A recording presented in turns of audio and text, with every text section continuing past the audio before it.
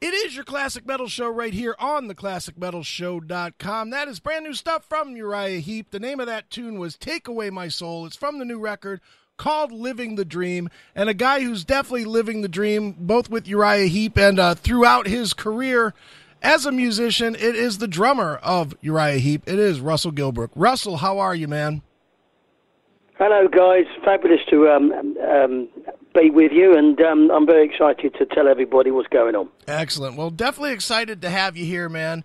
And I just got to say right off the top, man, is it strange for you being in a band that have, after 50 years and 25 records, has many people saying that the music you're making now might be the best of the entire career?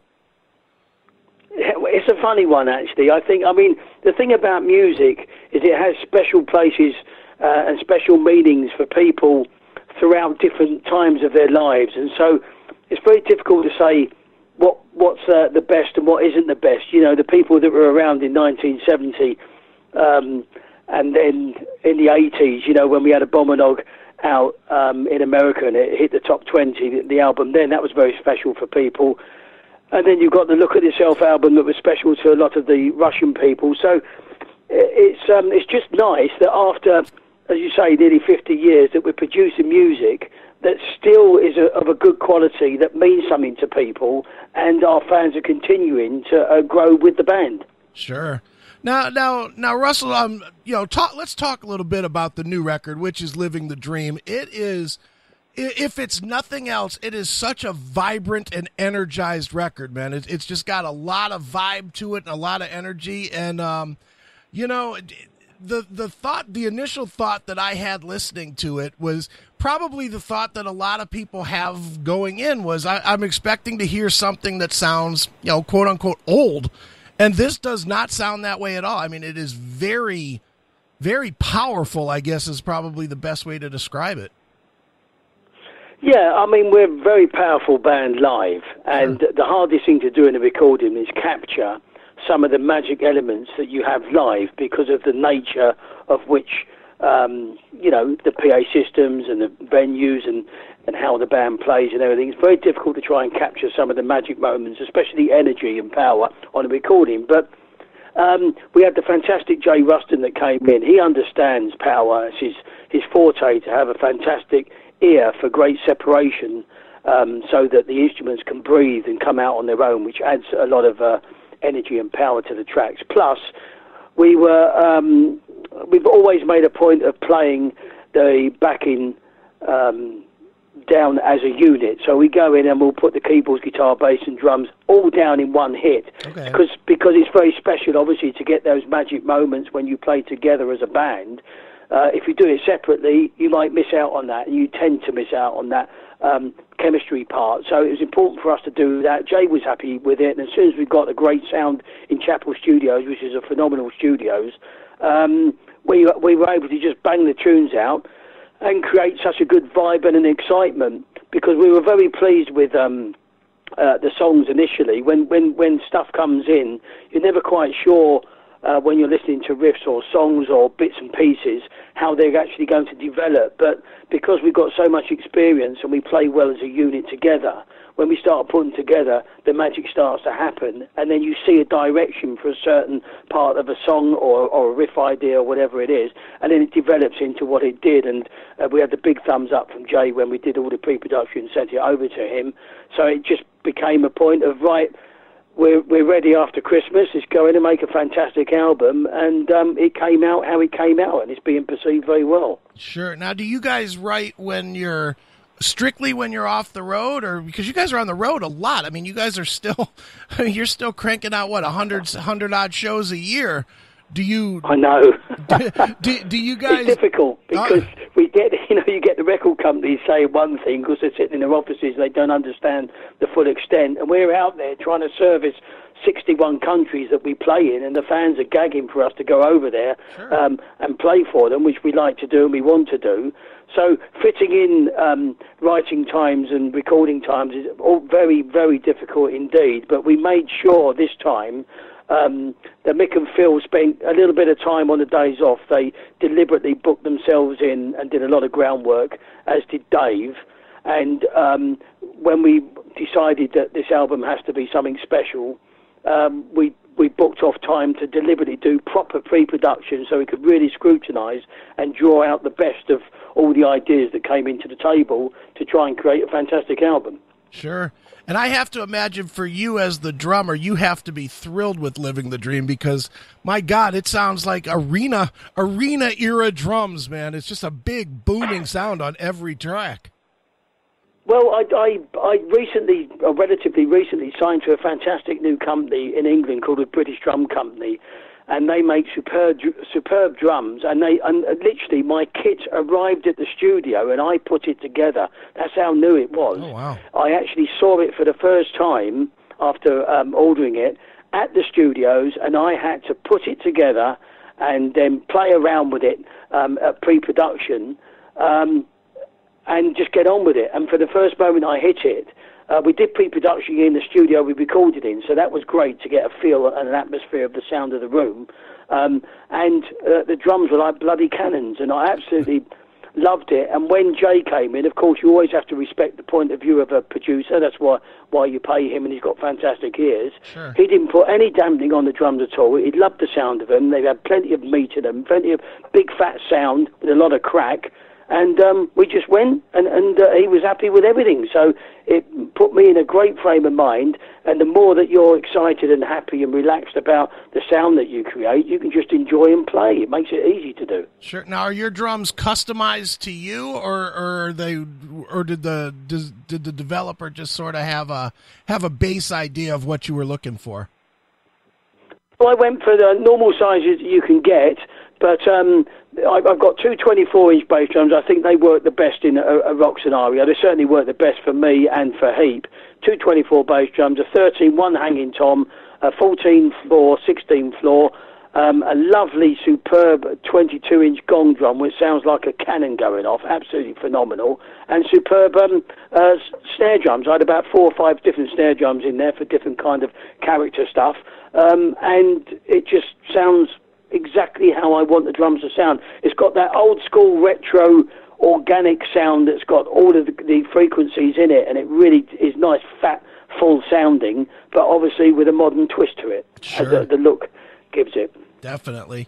Now, Russell, I've got to ask you, and this is just one of those questions that, I don't think there's a right answer to it, but I as a musician, I'm sure you have an opinion.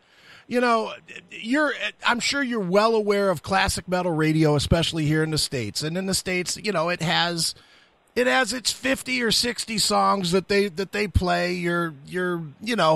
And for a band like Uriah Heep, Easy Listening or Easy Living comes out once a day, once every other day, and gets played. And that's great. And and that's certainly great that you guys still have a song that has stood the test of time for all these years.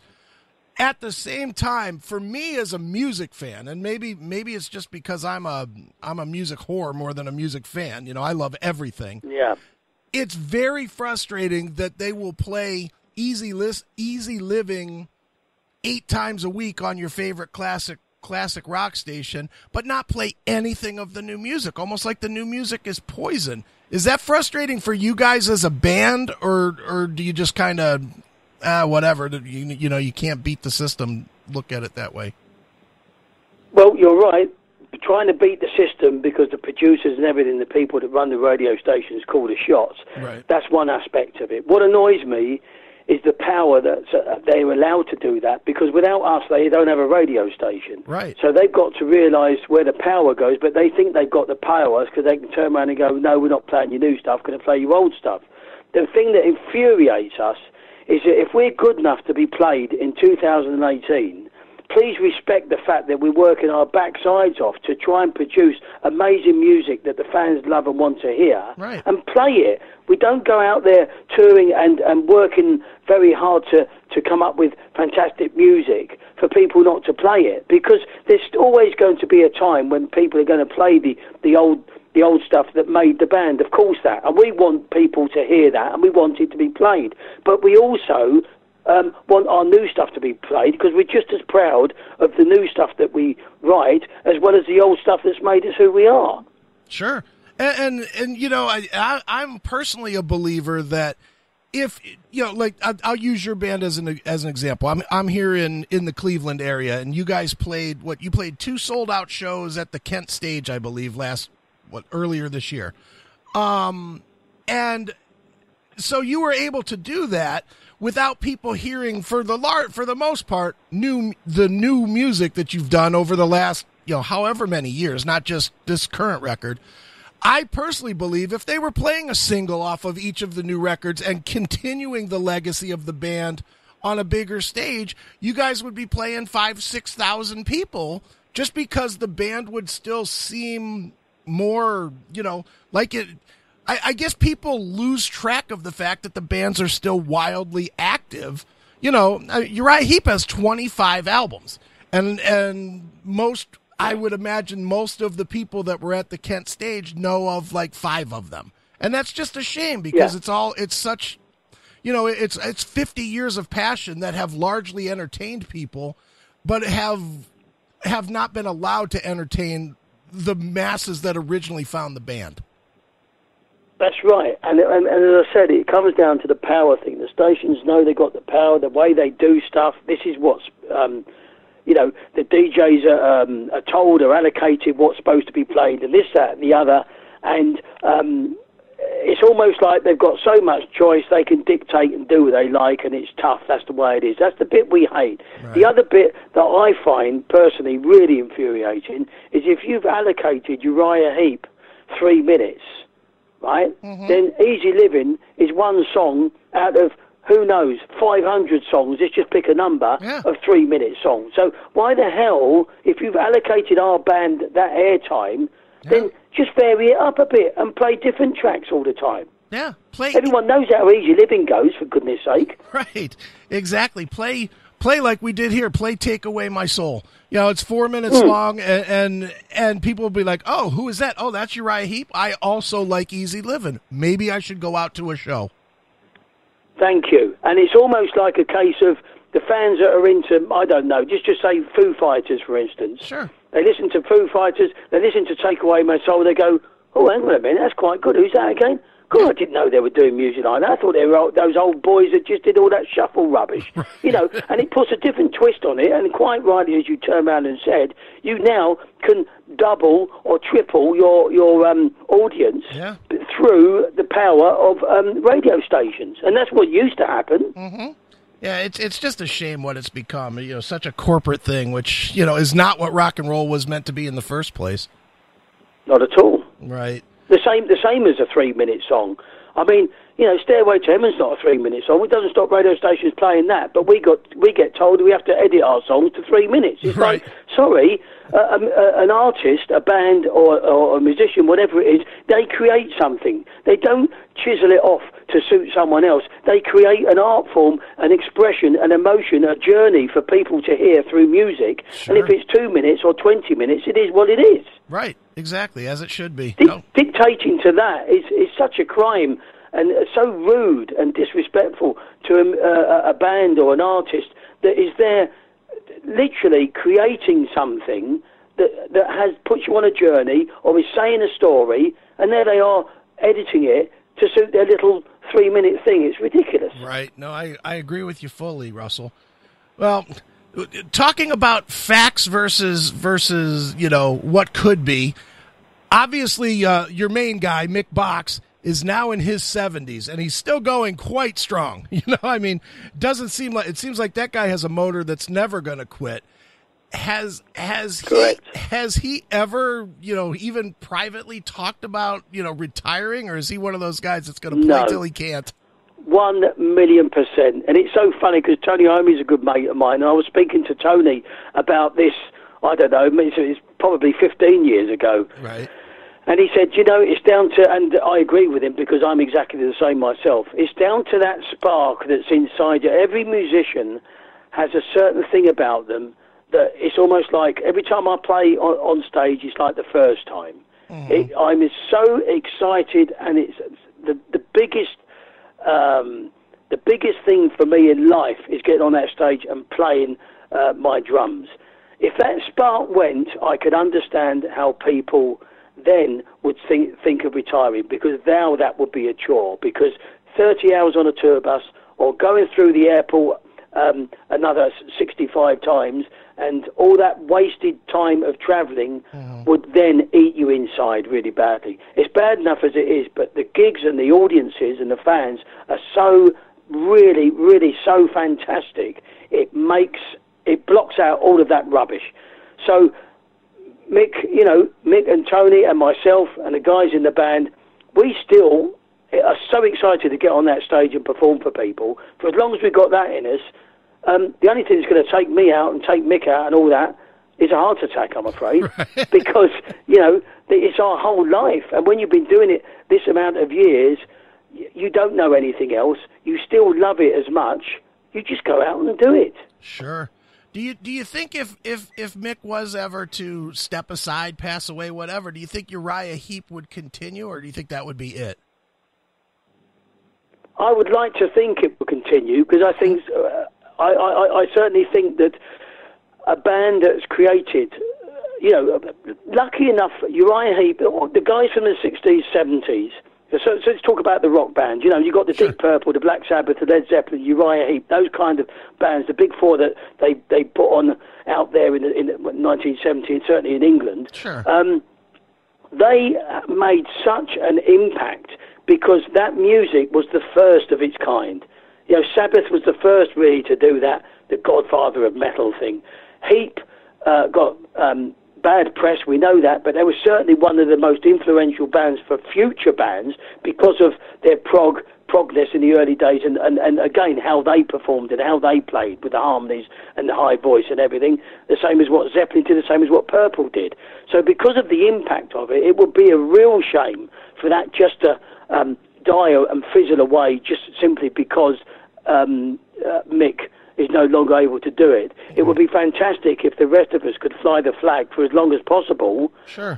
But obviously, all of that really is determined by the situation itself. We don't know whether it would be detrimental. We don't know whether the fans would seriously alienate and therefore put a bad taste on Uriah Heep's name if we try and drag it through. It would be very sad, a sad thing, I think, if it became playing to 150 people after that. I think that would then lower what Uriah Heep's all about, so therefore it would be better to call it a day.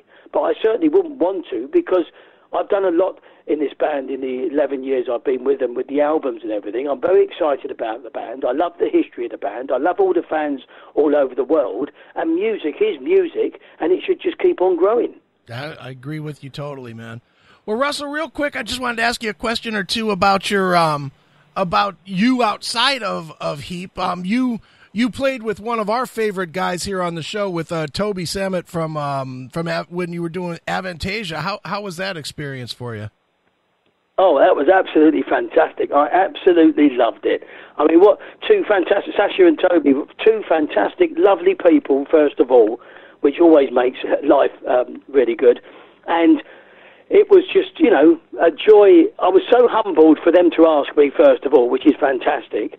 But the material was fantastic. I think the band's superb, great songwriters, great singers. It was nice to have all those other singers on there. I was so pleased that they asked me to do it. I was well pleased with the recording studio that's sadly gone now in Germany, but a fantastic recording studio. And, what can I say? It took, I think we did it in 4 days, which is extremely fast, because I don't mess around when I do my recordings. I like to do my homework. I like to prep up properly, and then I just go for it. And it was a joy to do.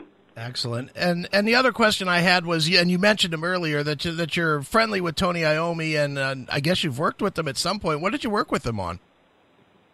Well, it was way back. I was doing a lot of demonstrations. I used to play with another cymbal company called Minor, and I was doing a lot of demonstrations in the big Frankfurt Music Fair that's over here. And I happened to finish this demonstration I did. I came out, and he shook my hand and said that was one of the best drumming I've heard for many a year. I said, oh, thank you very much, and that was it. I didn't realise he was staying in my hotel. Right. And he came down the next morning, can I sit on your table, I want to discuss something with you. I said, yeah, fine, no problem. And of course, it suddenly started to sink in. It's Tony Iommi, and I'm struggling to eat a little bit. Right. And he just said, look, I'm doing a solo album. I'd like you to be involved. Would you like to come up to my house and we'll run through a few ideas and demos and bits and pieces? So that's how it transpired. It was just unfortunate for me, and it was Iommi, his album Iommi, that came out. Okay. It was unfortunate for me that they chose to record it in LA, and of course, as soon as he got the producer in, the producer knows, 10 guys in LA Sure. that are quite easy to do it, and of course it got taken out of Tony's hands. He doesn't need to deal with arguments and bits and pieces and just have Right. me, because I was relatively unknown at the time. Sure. He's of course going to hand it over to the producer, and the producer got the people in, and the rest is history, really. So it was a little bit sad, but we remained friends.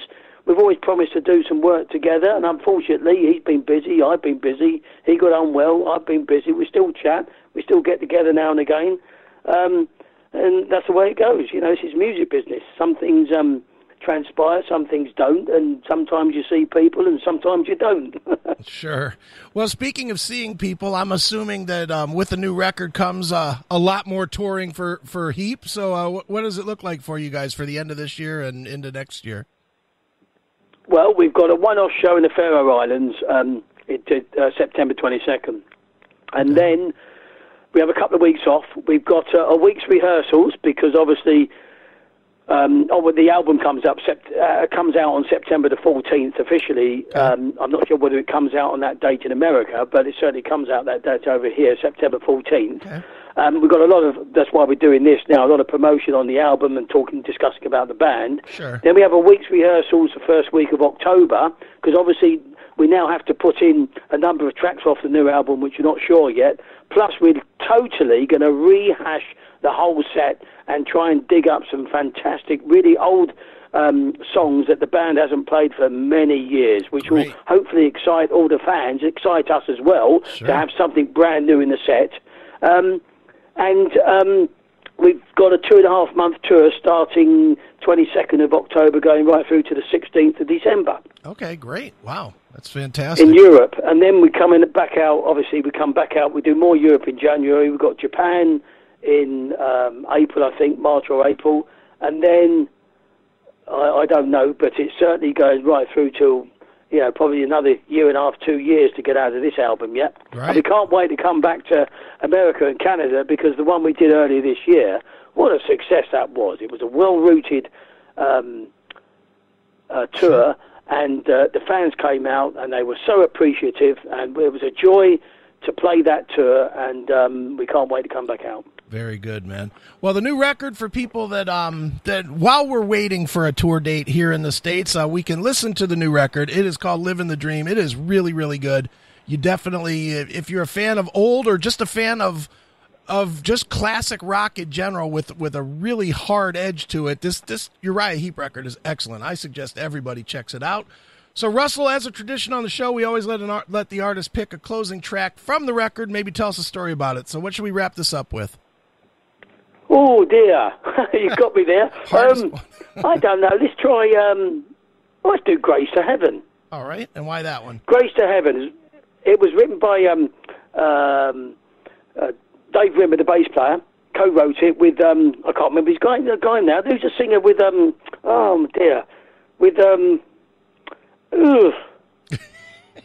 forgotten his name now. With some guys. He'll kill me. Great American singer. He's with Mike Portnoy's new band. Oh, Jeff Scott Soto. Thank you. Yeah, he co-wrote it with Davey, and it was fantastic to bring this other slight little element into it that gave it what you're talking about, a bit of energy and a bit of power and everything. And in a studio, it went down a treat, because it's pretty up there, and you've got to be playing really tight as a band to get all those riffs in and keep the energy level up. So it was nice to put this one down. Excellent. Well, let's check it out right now. This is brand new stuff from Uriah Heep right here on your Classic Metal Show.